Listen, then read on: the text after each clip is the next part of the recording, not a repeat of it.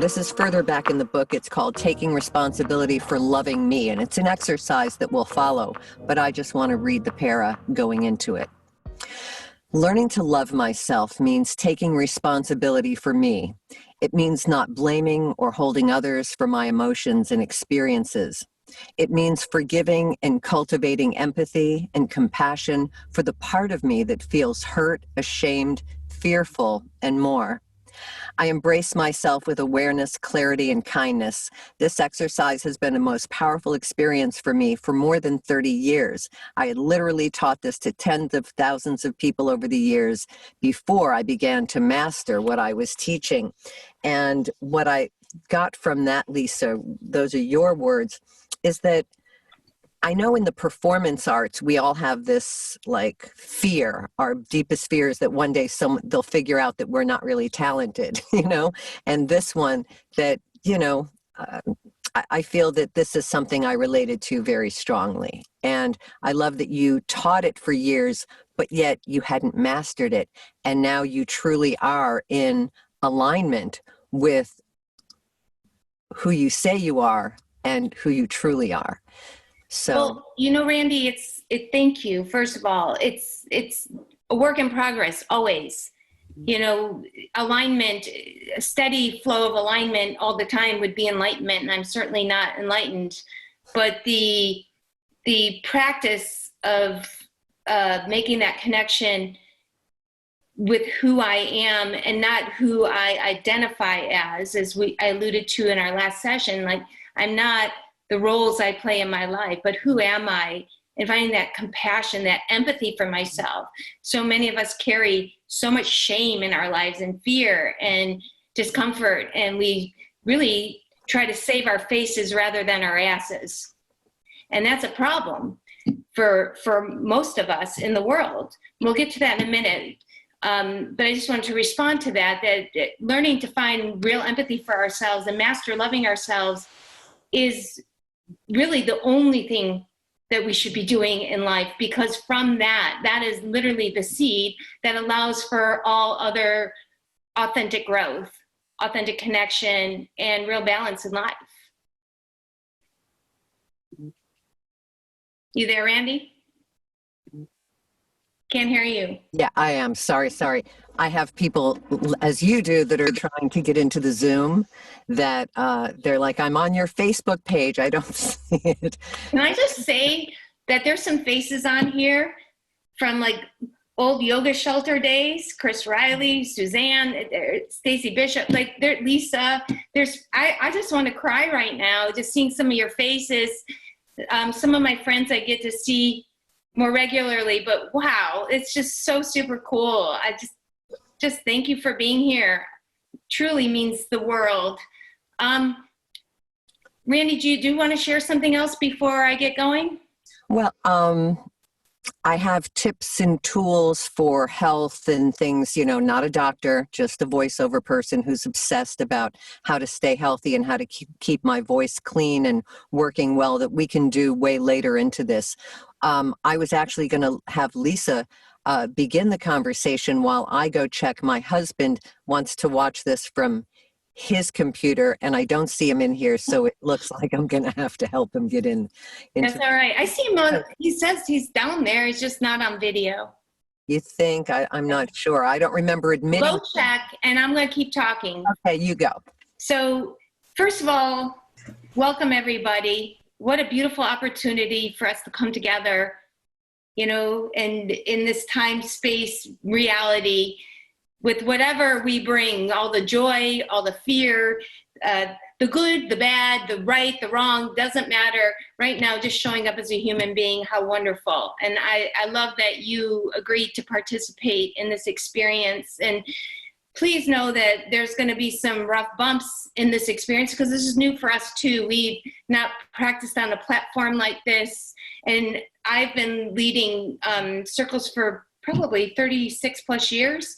And this is still new, so it's a little uncomfortable. And anytime we're in some discomfort, all kinds of feelings come up.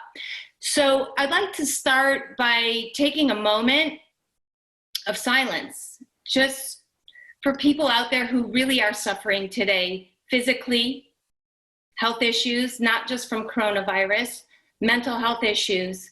I like to take a moment of silence for the people on the front lines right now, and not just nurses and doctors, but people working in our grocery stores, in the places that are helping us have sustenance. So if we could all just close our eyes literally for 20 seconds, 30 seconds, take a deep breath in together.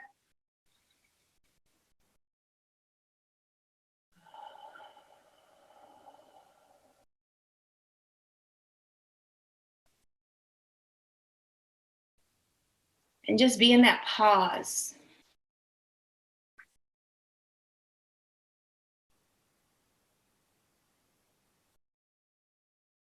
Aho. Go ahead and open your eyes. So when we say aho, some of you know this, it's like saying amen, but we're not saying amen. We're saying aho, I hear you. I'm not calling anyone a hoe, old time joke, but just aho. Like you're heard, I hear you. So I keep hearing people tell me that they want to get back to normal. And that makes no sense to me, because whatever normal wasn't working, or we wouldn't be here in the first place. And I looked up the definition today of normal. I just want to read it to you. It's from the New Oxford American Dictionary. And the definition of normal is conforming to a standard, usual, typical, or expected. It doesn't sound like a very present space. It doesn't sound like a space for creativity and authenticity. It sounds very habitual, very learned, conforming, practicing the usual over and over again. So I again hear people saying, I want to get back to normal. And if normal wasn't working because it led us to this, what would it be like if we could rediscover who we are, how we perceive life and experience, and allow it to unfold naturally and authentically, rather than be defined by society's norms, quote unquote, that usual expected, religious norms, educational norms. What if we use this opportunity to allow normal to unfold? So part of this experience, and I know a lot of people are having many feelings, different times. I know for myself, I go from feeling completely relaxed, and I can't tell the difference between if I'm relaxed or feeling somewhat depressed, if I'm elated and completely surrendering. There's moments where I feel completely anxious. There's other moments where it seems like nothing matters, and I love the spaciousness of being alone. So, in this experience, we've been pushed off the treadmill of life, so to speak, right? What we perceived as normal for most people, unless you're somebody who's working at home all the time and not interacting very much with people, pretty much you've been booted off your treadmill. And I would imagine that that's bringing up a lot of emotions. For some people that have reached out to me, it's fear, loneliness, a lot of anxiety, sadness, confusion, shock. And for other people, they feel incredibly relieved, excited about the opportunity and the possibility for change, the possibility to develop and connect with a new perspective of oneself in the world. So I'm asking you, what is normal? And if we could do away with what we think normal is and allow for an unfolding of normal, how exciting is that?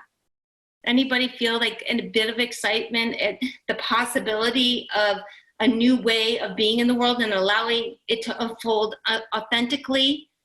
Anybody? Nod if it's okay if you don't. Not you, Nutty? I do think that this article that I had sent to Rachel the other day about the new norm, like here we are in this pandemic, yet pretty soon when things begin to get back to normal, there'll be all this gaslighting in advertising and in the way everything is presented on television that we will forget this time.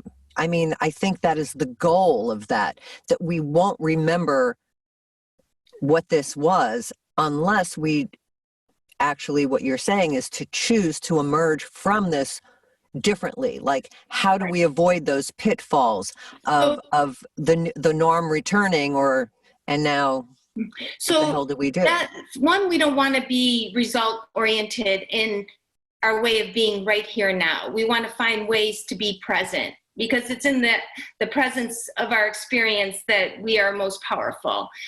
The gaslighting thing is an interesting thing. That's human ignorance. And that's why we're here to begin with, because we allow our habits, our preferences, our desires to outweigh our experience, our authenticity, our connection with ourselves. So we're driven by circumstance and emotion rather than driving it. So for instance, if you have an automobile, I was going to talk about this a little later, and you turn on the automobile and you have this beautiful automobile and it's got all these functions. You don't totally know how the whole automobile works. But if you have a skilled driver at the wheel of that automobile, that thing's going to purr. It's going to drive beautifully.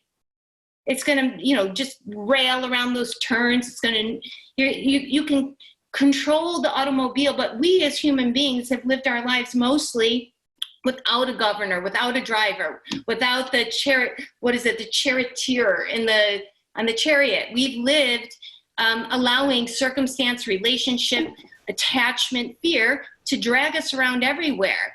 And so, yes, people will forget, because ignorance is the real virus. It's not coronavirus. We have coronavirus right now. We have flus, we have colds, we have politics, we have many viruses. Coronavirus is one of many. This pandemic is very loud, which is a good thing, because it's basically nature saying, wake up, people. You're not doing this right. You're not living in a healthy, mindful way that is serving your soul. We're more self-serving, ego-serving.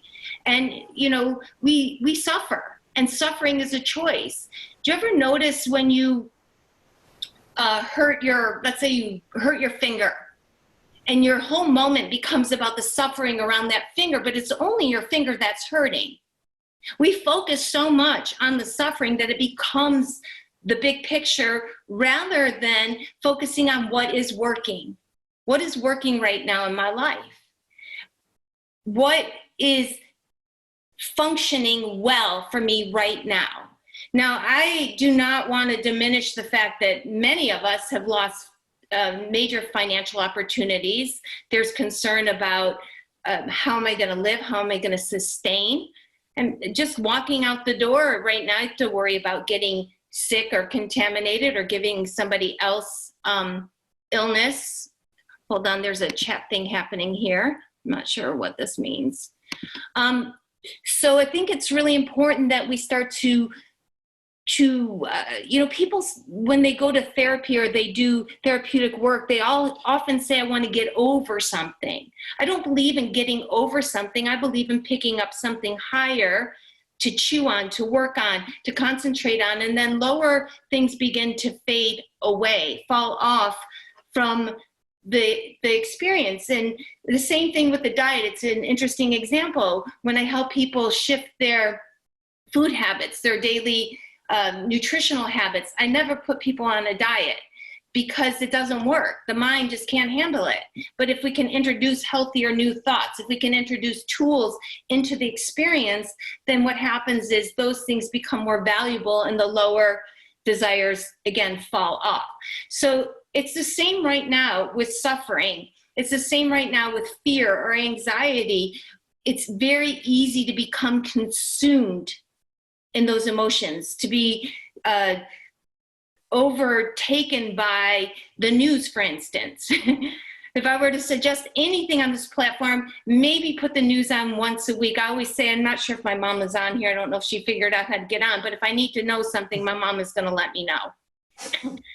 I'm lucky to still have her around. I don't know about once a week. I feel like we need to learn every day there's new news. So I think every day is, you have to check in, but you can't let it obsess. I think that we have so many social media platforms, Randy, that it's easy to get so caught up in the news that it takes us what is it that we need to know right now? We need to keep a death toll going. We need to know one thing and one thing only, and that is, where are you at in your wellness? Where am I at in my wellness right now?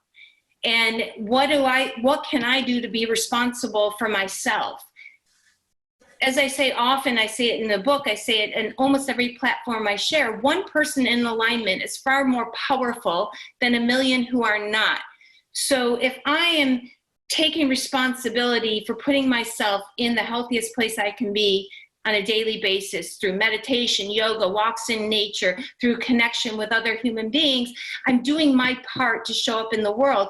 I don't need to sit and watch suffering on TV and have that be my continual input. I'm not saying be ignorant. I'm just saying that it's so much a part of what this pandemic, and even prior to this, I tried watching the news. Sometimes it's murder after murder after murder. There's very little positive experiences that I found by watching the news. So what I often say to people, find out what you need to find out, and then create your own news. Create your own news. What do you have to share today that's valuable? What do you have to share that is going to be of service to somebody's life? What can you do for yourself today to feel healthier, more grounded, more connected, happier? These are questions. So what I want to talk about for just another minute, and then open it up for some sharing and feedback before we get into a tool and a meditation, is, getting off this treadmill, back to that for a moment, and this whole idea of being in the habit and the norm of life. Probably has evoked a lot of emotions, I would imagine, for all of you, not just me. So just raise your hand if you've had a variety of emotions come up, right? Some feel great, some really shitty, right? So anybody noticing that your sleep patterns have changed? Mine have. Anybody noticing that you're moving at a slower pace, not as concerned with necessarily putting on the mask every day, the makeup, the shaving, all these things. And there's a relief in that too, isn't there? Like, I wonder when this is all over, are we going to go back to all our vanity? And like you said earlier, Randy, yeah, a lot of people will, because there's a gaslighting. Like, people in general don't want to feel. That's why we eat a lot. Some people smoke. That's why drink, drugs, whatever it is, and whatever it is we use to pad ourselves. Well, there's our age, and then there's your daughters and my daughter, and with the device in front of them, and a lot of us are guilty of that. Will we go back to constantly doing that when we can finally have a friend in front of us to put that down and look at each other in the eyes and really communicate? Like, I feel like that's the one thing I want to do differently in the future. I am not going to be this. I crave that connection, and I'm missing it terribly, but continue asking. Well, you bring up a very relevant point, because, a thought is a cluster of thoughts turns into a belief. So a thought that one keeps having over and over again essentially becomes a belief. And the same with a habit. So we're habitually, circumstantially trained. And this is what I'm trying to bring up in this experience today, is that with tools, with proper introspection, with connection, some of us, not all people, will start to break that habit by practicing higher values, by practicing with better tools, by practicing with awareness. We begin to wake up. And that connection then becomes more authentic, because we're not there to save our face, we're there saving our asses. And as human beings, we want to connect. We innately want to feel connected. I don't know a single human being in all the work I've done over the years who didn't just want to feel loved, who didn't want to feel good.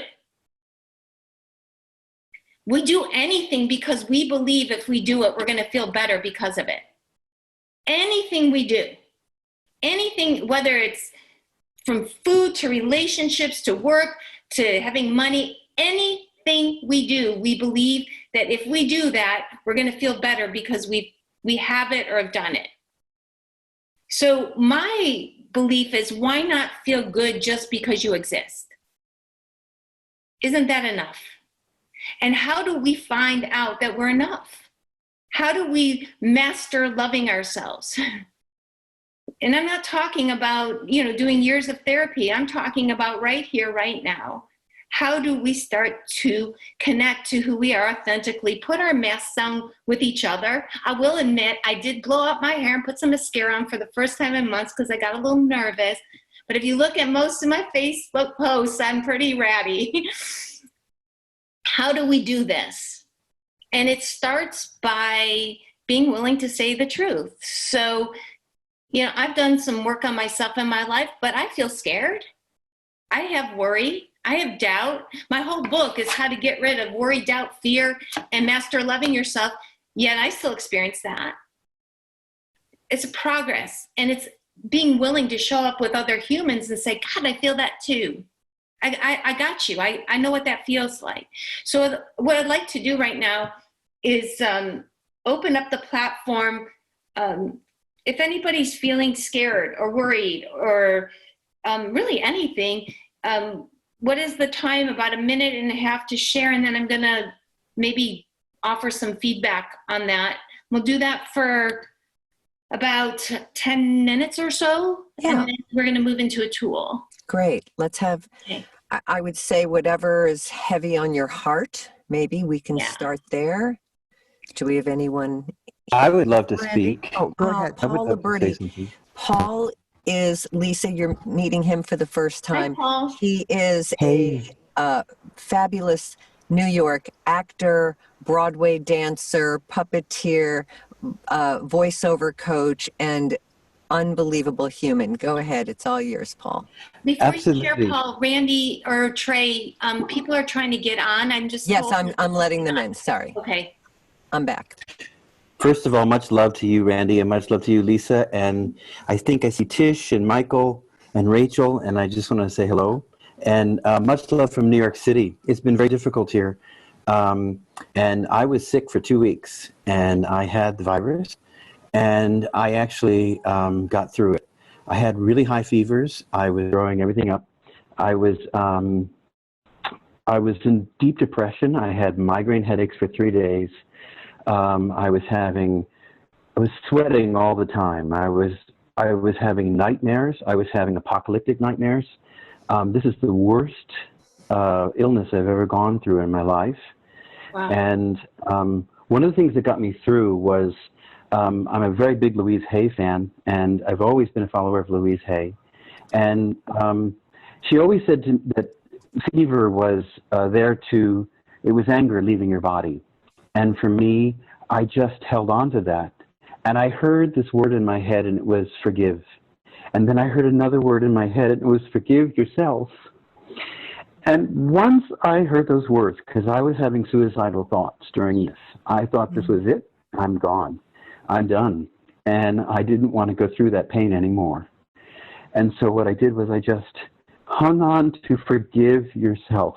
Forgive yourself. And it was kind of a spiritual awakening for me that I came at it and I began to fight it. Rather than give in to it, I just started fighting. And my doctor said that he didn't want me to go to the hospital. He didn't want me to go to his office, to just keep drinking hot liquids only every 15 minutes, whether I wanted or not, and to keep the lungs clear because I couldn't take a deep breath. And so I just kept doing that. And I tried not to take any Tylenol and not to take ibuprofen because the fever was there to help my body fight. And so I just, in the middle of it, I just started fighting. And I just had this awakening that I had to arrive out of it. And I did. Paul? I'm very happy to be here. Hey, Lisa. Wow. First of all, so happy that you're here. Glad to be here. So when I give feedback, it's going to be to platform pieces that I'm hearing from what you shared. And how brave and incredible that you're here to tell us what you've been through.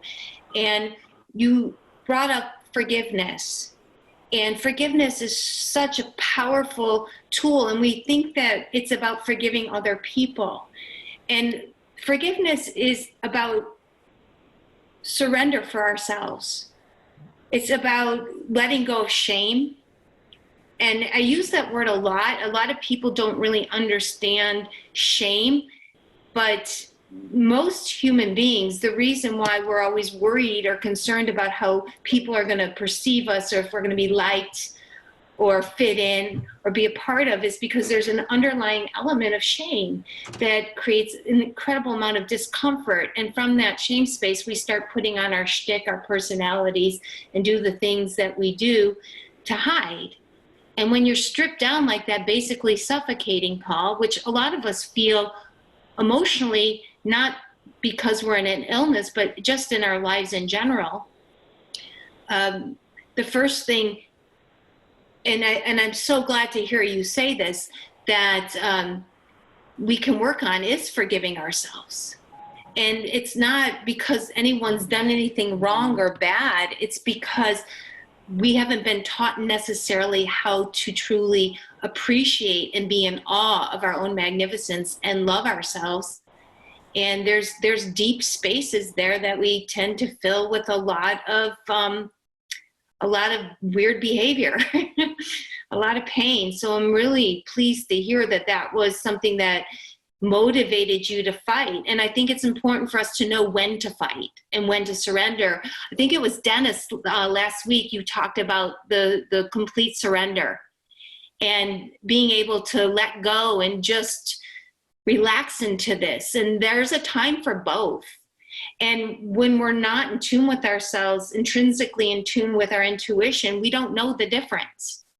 And so we can't find that outside of ourselves. We can read all the books in the world, find all the tools that are out there, but until we are taking the time to get quiet with ourselves and reflect and, again, allow for the emerging of what is quote unquote normal. I don't even want to use that word, the emerging of truth, the merging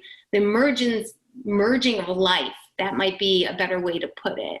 Like, how am I emerging? What is life? People talk about death all the time. They're not even living. Thank you, Paul. Is there somebody else who'd like to share something?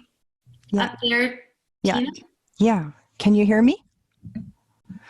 Last week, or the last time we got together, when you said to close our eyes, to be still, to ask ourselves, am I safe? Are my needs being met? And as soon as I did that, there was this amazing freeing. I have not forgotten that. That's just stayed with me. What I'm struggling with right now, I was born in abject poverty, so I am so burdened by these people out here who aren't making it, who can't feed their children, and they don't know, they've lost their jobs, and they don't know how they're going to make it. And I know I shouldn't take that on, but I'm trying to think, where can I go with that? You know, when this pandemic is over, it's not necessarily that everyone's going to be okay financially and in other ways. And I know there's big issues here all the way around. And I will share this, that I called to check on a friend who lives in Florida. We used to work in radio together years ago. I don't know that we ever talked politics, but when I asked him how he was going, he lit into a whole political thing, and his views were not the same as mine. And all of a sudden, I was so grateful for meditation and thoughtfulness. I really, truly mean that, because I automatically pared way down. I just went way down. And I thought, my opinion isn't important enough, and my ego's not big enough that I really care what I'm thinking right now. So I'm gonna interrupt for time's sake and go to what you put out is troubling you. Yeah. our minds are tricky little, I hope I can swear in this because I just want to say it how I really think it. Our minds are tricky little fuckers, aren't they? Mm-hmm.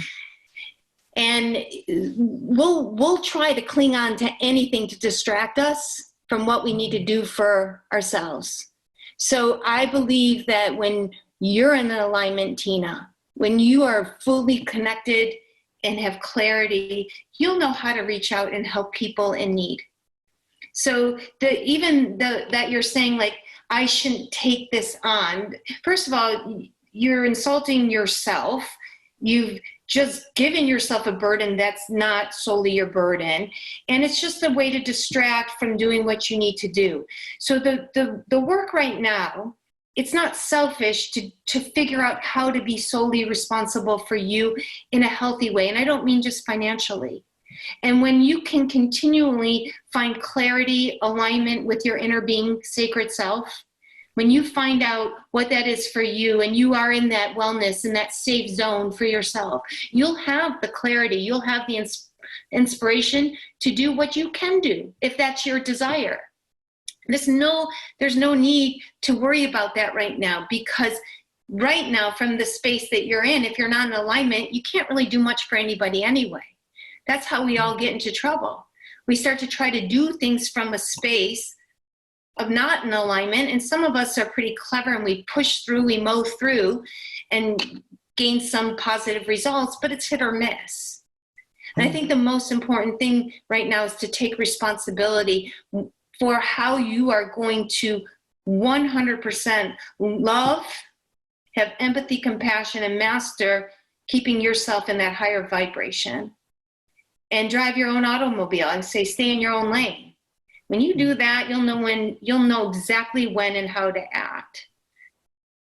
100%. And so it's hard. It's easy to want to take on causes right now. You're an empathetic person. You feel what's going on for people. There's nothing wrong with wanting to help and be charitable. It's a beautiful quality to have.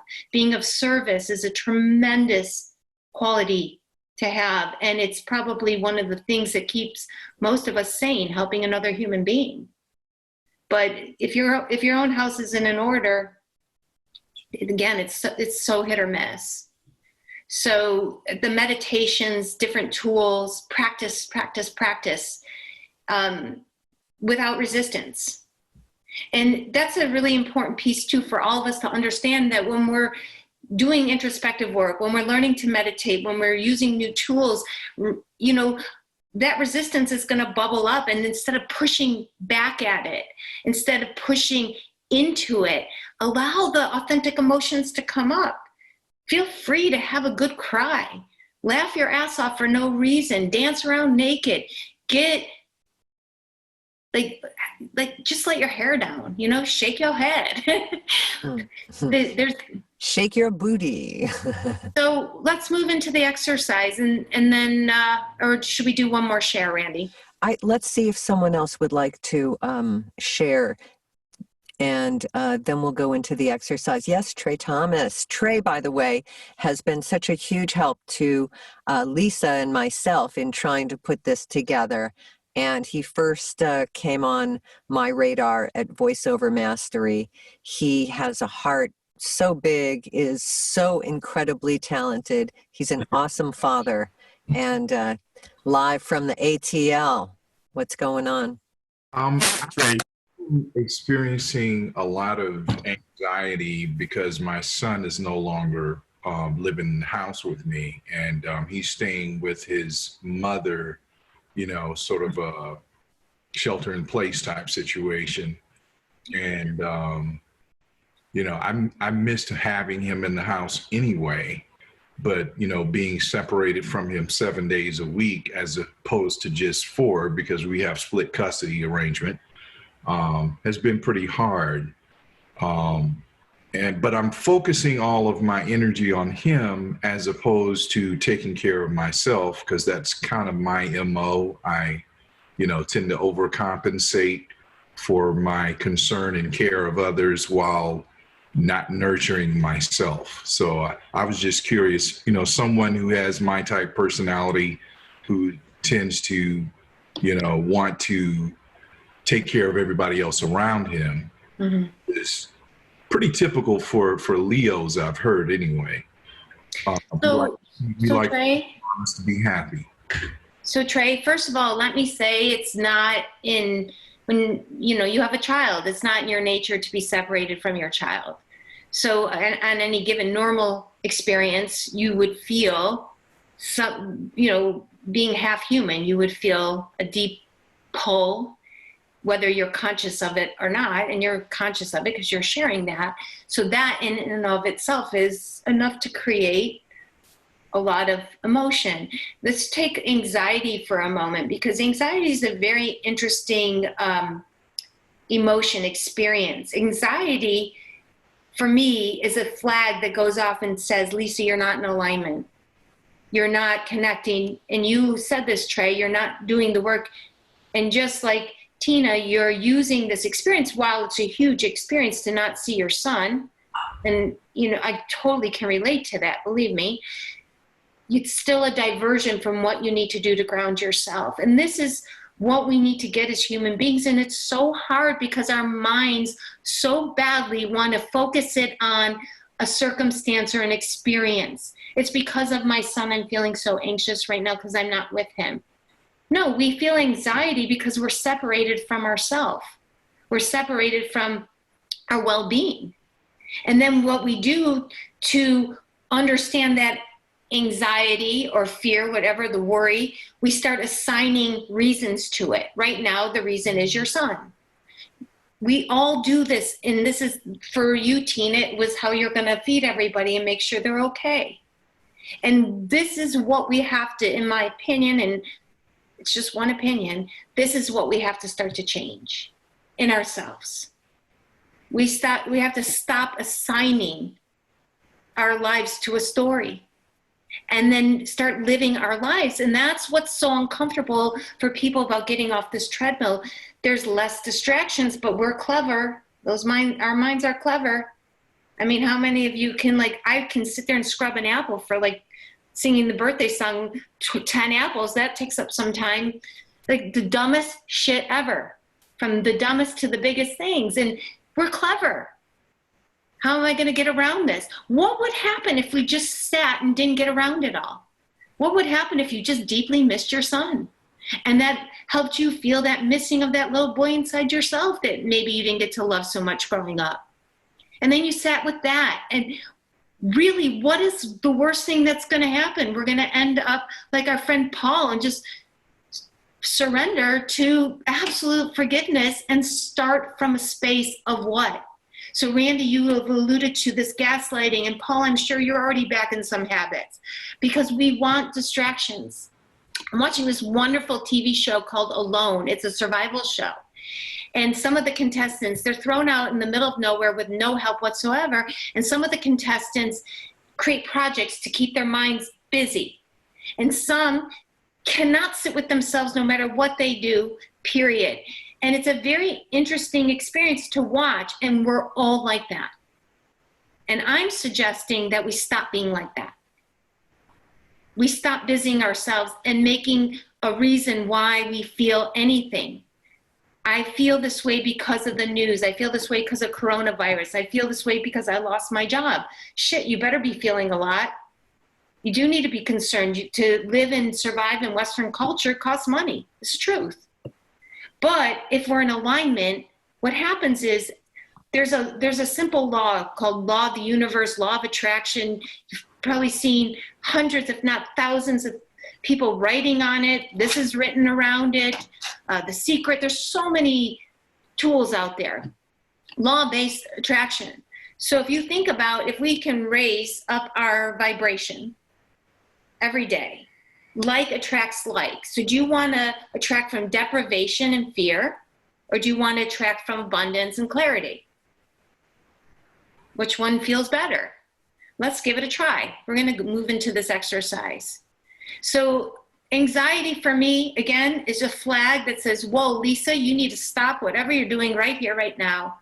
You need to quiet your body, your mind. Do you know a lot of people can sit in meditation, but they don't know how to relax their body? That's a huge part of it as well. So go ahead, everybody. If you're not sitting, find a place to sit down. Go ahead, shake your head. Somebody needs to go on mute. Shake your shoulders. Randy, can you mute that noise?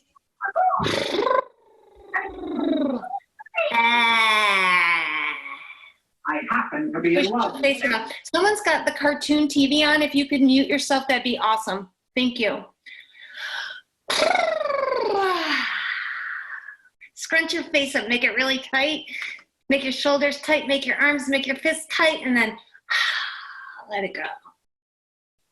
Get loose. Close your eyes, place your hands on your belly, maybe one hand on the heart today, one hand on the belly.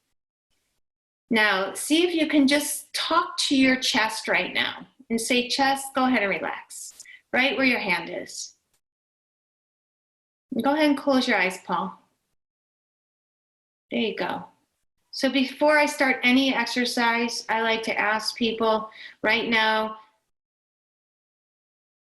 do you need to go to the bathroom, have something to eat?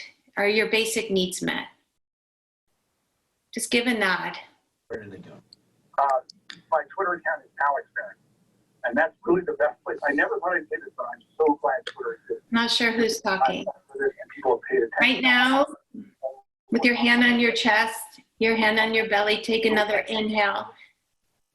Alex Berenson, I've said technology is going to be the real. Who's talking to Alex? Whoever's talking to Alex, mute yourself. We'll get the hang of this admin part soon. There is good on that internet. Yeah, we can all, we can all talk public. Jim, I think that's you. You can mute yourself. That'd be great. Thank you. In this moment, is there anything you have to do that if you don't do it in the next 5 minutes, your life will explode? So you got 5 minutes. Not if that's the case. Close your eyes. Don't look at me. I can't help you with your eyes open. Come on, Adam. Is there anyone going to jump in your house, hit you with a hatchet, train going to go through your house right now and take you out? If you're safe for the next 5 minutes, give a little nod. Yep. Feels kind of nice. So what you're telling me is this is a perfect moment. Your needs are met. You're safe. You can breathe. Go ahead, take a deep breath into your belly. Feel it. Ooh, yeah. Yummy. Breath. Wow, I'm breathing. How beautiful. Just feel that for a moment, the spaciousness of the breath.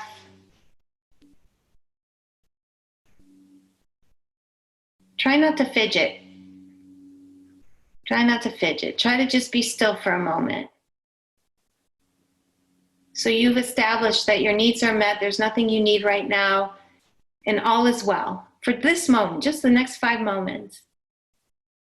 Perfect. Beautiful. Breathe into that. And notice a sense of ease in that. Maybe a relief. Even if it's just for a moment. Now, like the car I was talking about earlier, it's really important to have what I call a governor in place.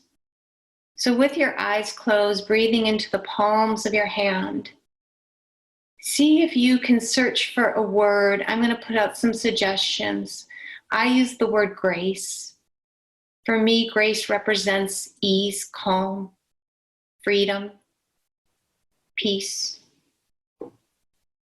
a way of being that has humility, empathy, and compassion. See if you can search for a word. And when you find a word, for now, it can always change. Just nod your head. You can steal mine even.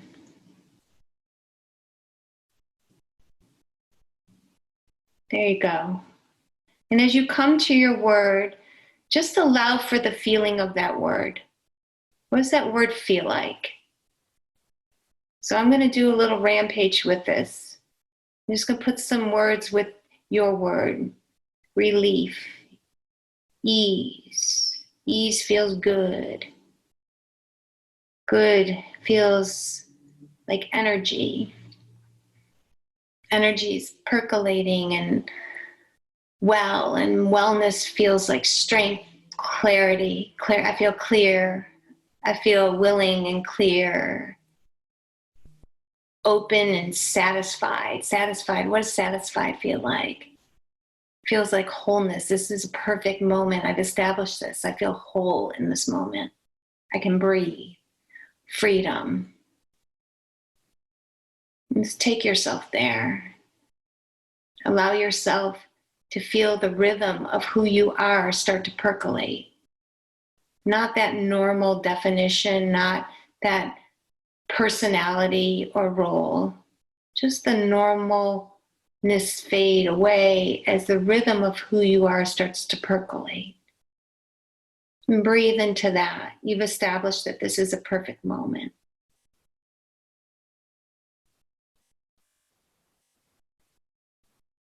And take a nice big breath. Inhale all the way up from your tailbone to the crown of your head. Nice and slow at your own pace, and hold it.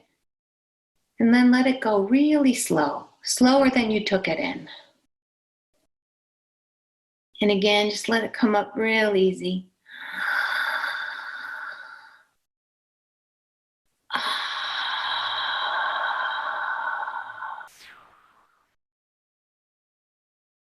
And slowly open your eyes. So whatever word that you found within yourself, the invitation is to use it as a governor for the next couple days, maybe till we meet again. Hopefully we'll meet again. And so what I do with my governor, which is the word grace, is I ask myself, and sometimes I'm way out of alignment, what I'm saying, is what I'm eating, is what I'm putting out equivalent to that experience of grace? That's my barometer. It's how I measure where I'm at. So I can see if I'm really out of alignment because I feel crappy. I'm not having decent, wonderful thoughts for humanity in those moments. I feel ill at ease, anxious, like you were talking about, Trey. I want to grab onto something to fix the discomfort. So in those moments, I know that I'm not in grace. And what do I got to do then to get back in grace? Well, that's when you pick up some tools. You learn some meditations. You're going to learn some things in these sessions. We're going to start introducing some different tools and feedback. So we have some more time. I'd like to open it up for, like you said earlier, Randy, heartfelt shares for things that people maybe want to work on or talk about for a moment. Who would like to share? Helen. Helen coming in live from New York City. Hang on, let me unmute you. Sorry, you had probably unmuted yourself. Hi, honey. That's one thing I know how to do on my iPad here. Technology is not my thing. Anyway, I have to say that was a beautiful, I'm a New Yorker. I don't actually meditate unless it's my own relaxation. And that tool was so great for me because being a New Yorker and being in my apartment in the middle of the sky, you know my apartment, Randy, what came to me was nature, the word nature. Mm-hmm. And I'm removed from nature and so trapped in this awful environment, you know, in New York City at ground zero. So it brings tears to my eyes, and thank you for this release. That's what this brought to me, and I just had to share that with you. Such a beautiful feeling. Helen, first of all, God bless you where you are in New York City, because I could not be where you are right now. Nature is you. And the reason why you were able to connect to that word and feel it, even though you're not seeing a whole lot of it around you right now, is because we are nature. Everything is made up of energy. And you can always find that space within yourself and connect to it, whether you see it with your eyes or not. And you felt that. And you felt that connection because you actually tapped into your authentic, sacred space.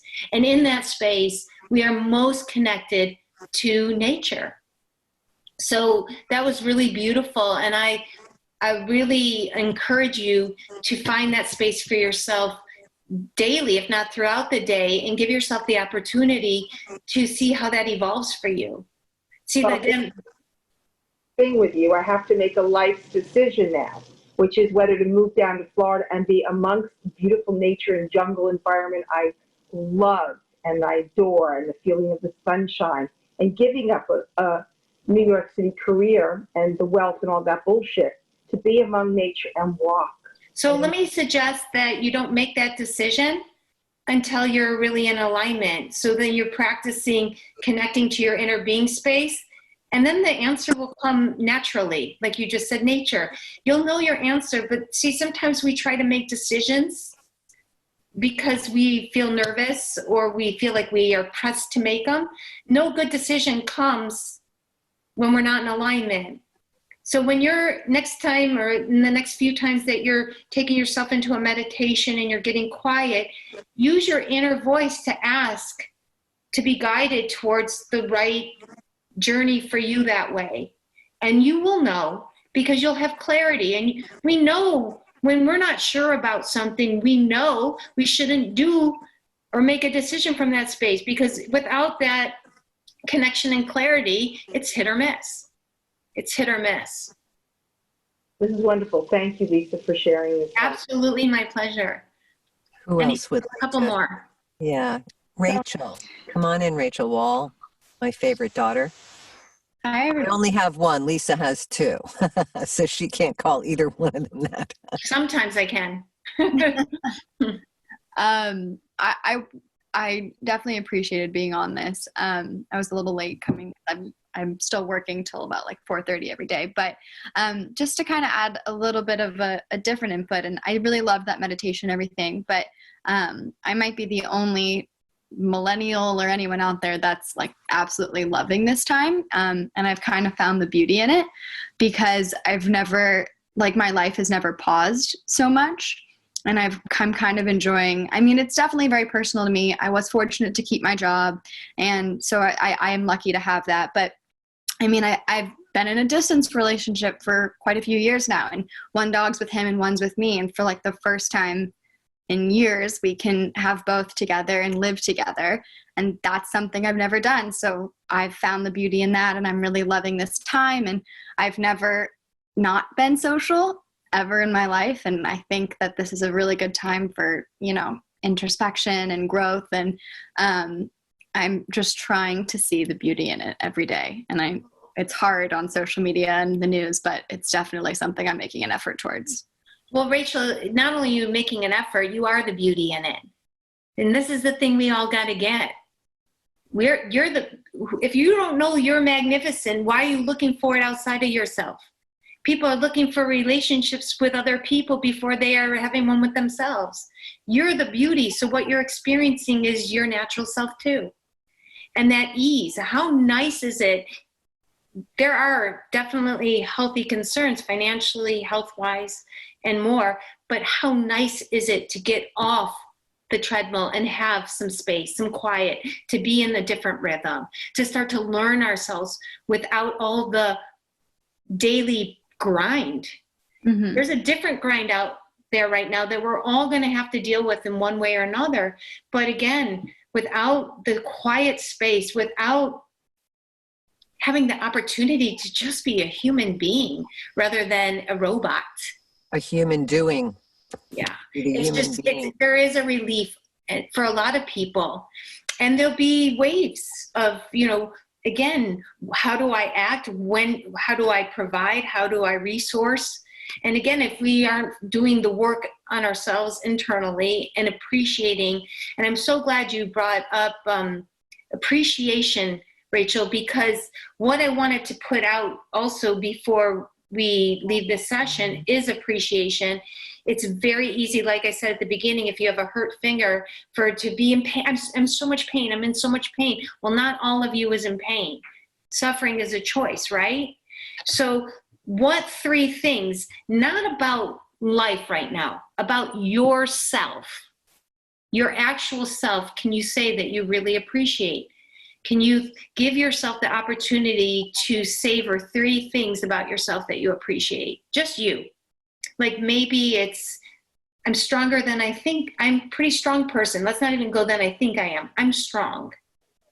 I have a lot of courage right now. I really appreciate my ability to take care of myself and my family. I appreciate my ability to sit with myself. Some of you might be alone. you're not living with other people. For me, I appreciate that I'm not killing anyone in my house. Could be something like that. I appreciate being able to take a breath. I appreciate being able to share. I appreciate, do you see? Like even just starting to think about appreciation, like Rachel was suggesting, it just changes everything in the way our chemistry works in our body. Our physiological anatomy changes when we start to chew on, again, a higher thought, something like appreciation, a good meal. So I would love it if you all consider taking your word, and before you eat, before you sleep, before you do anything, practice. It's like a muscle that you have to work. Practice with your word. Am I acting gracefully right now? Am I putting myself down? Am I saying, am I using my barometer? Use your barometer to help you elevate your day and your thoughts. And then we can keep practicing together. Does anybody have a burning desire, like feeling really lonely, really just like shut down right now and want to put something out just to get a little love and connection? Even if it's someone on the phone that we're not seeing, if we have anyone on there that would like to share, speak up. Do you know how to unmute yourself, I guess would be the key on the phone. Put your name in the chat. Say, me, I'd like to say, if you want to share. Wow, I feel like you've given people a lot of what they were looking for today. That's my perception of what happened here. I just so appreciate this. I listen to videos by Dr. Joe Dispenza, he's like a neuroscientist, and awesome. He does talk about raising your energy. He said, and then the virus and all these things, they'll just go right past you. They won't get you because your energy is so elevated. And I aspire to truly understand what that means, to act, you know what I mean? Like, I'm grateful I'm healthy, and I'm grateful I'm well. And I always think that's the luck of the draw. I don't know how much that has to do with my own personal energy and keeping myself elevated. Is it just because I'm practicing stay at home and I'm not interfacing with anyone? I mean, I'm not Superwoman. I can't go out and do those things and then still think that I'm going to, not be affected by this, Lisa. We're all affected, and, we're works in progress. I say that a lot. And there's moments where in this experience and throughout my life where I feel like I can give and receive anything so freely without any resistance. I'm higher than a kite with joy and awe. And there's other moments I'm on the floor in tears and can't get up, And I think that, like anything in life, we have to practice. We've been so contaminated to conform to this normalcy, to this rat race that we've all been on, and now we're not. And there is another rat race that some of us are going to get right back on. It's really unfortunate. And it might be because of financial survival. One second, Dennis, I see you. And, but hopefully we're using this pause to create a new way to live for ourselves and for each other. And if enough of us can do this, and again, the mind is tricky, so it takes exercise. Dennis, you wanted to share. That's exactly my point. The point I wanted to make is that my biggest concern, what I'm loving about this, is the world, the globe is actually in a regenerative kind of mode right now, because we're not fucking it up. That's right. And my biggest concern is that everyone's going to just slide back into the same old, and in a sense, erase what I feel is such an advance that we've made as the human species in allowing this world to regenerate, to live a little bit. I mean, you're seeing images of mountains in India that are being seen for the first time in 30 years because there's no pollution. And that's what my concern is now. I'm not an activist, I'm not an environmentalist, but I love outdoors, I love the beach, I love the world, I love what the blue sky we're seeing. And my concern is that we're all going to just slip right back because we haven't learned what we need to learn. Dennis, 80 to 95% of people will slip back. It's just the way ignorance is. But this is like what I was saying to Tina, and I'm working on this too. So, I'm not enlightened in this way, but I'm working on this. I can do my part to not slip back. I can do my piece to hold space. I can do my piece to stay connected. I can do my piece to share love and kindness and empathy. I can love myself, Paul, wherever you are, with forgiveness and forgive those who I perceive to have wronged me, whatever that means, because I don't even believe in that shit anymore. I can take responsibility and I can love myself and I can do my part. And if I walk around, don't think for a moment that I haven't had that concern, but if that is where my mind is, then I am not present. I'm not in that safe space. I'm not safe space live with myself. Safe space live means being present right here, right now with my needs met. And in that space, when I'm present, I'm available fully for you, for me, for the earth, for whatever it is that is in this present energy. But if I'm over here in a concern, I've just come from deprivation. And any time we come from deprivation, we take ourselves right out of our power. And if you want to be powerful and make a difference, don't go into deprivation. Stay present, do the work. Do the work, do the work. Join me, do the work. Force yourself to do the work. And that's a terrible word. I don't mean to say force. Allow yourself the work. Allow yourself the unfolding. And I think that's how it's going to shift. Martha. Yeah, I think that, and thank you so much. I've gotten so much both times out of these calls. And I think that I'm going to make a small assumption that everybody that Randy has called together are light workers. And that as light workers, we've all been called to uphold the light. And so we're doing our part. And that's all we can do is our part. What a beautiful way to say that, light workers. I like that a lot. That's a beautiful, beautiful picture in my mind, and just to think of light and being connected to that. It's so beautiful, Martha. Thank you. Yes, thank you. And so instead of not loving what isn't, we love what is. And we know the truth of what is. And so we do our part to uphold what is, so that when this is over, we know the truth. And I know when I'm not happy, I'm looking at what isn't instead of what is. Absolutely. And I know the universe has always got my back. When you're in alignment. I'm in alignment. When I'm not, then I'm in fear. So here's the thing. You just said something, and this is the mistake that we cannot afford to make for ourselves. When this is over, what we don't understand, what we don't want to take on is this isn't a beginning or an end.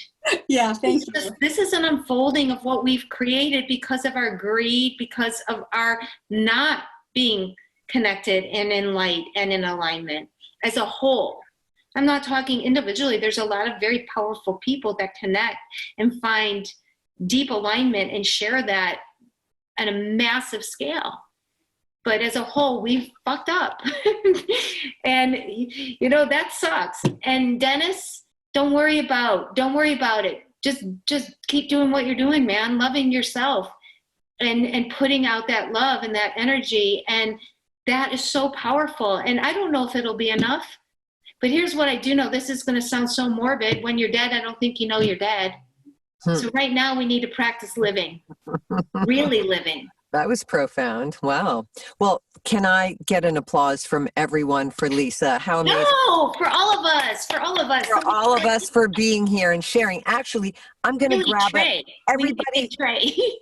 Everybody look at your screen or your camera, because I'm going to take a picture of all of us right now. Great. All right, I got that shot.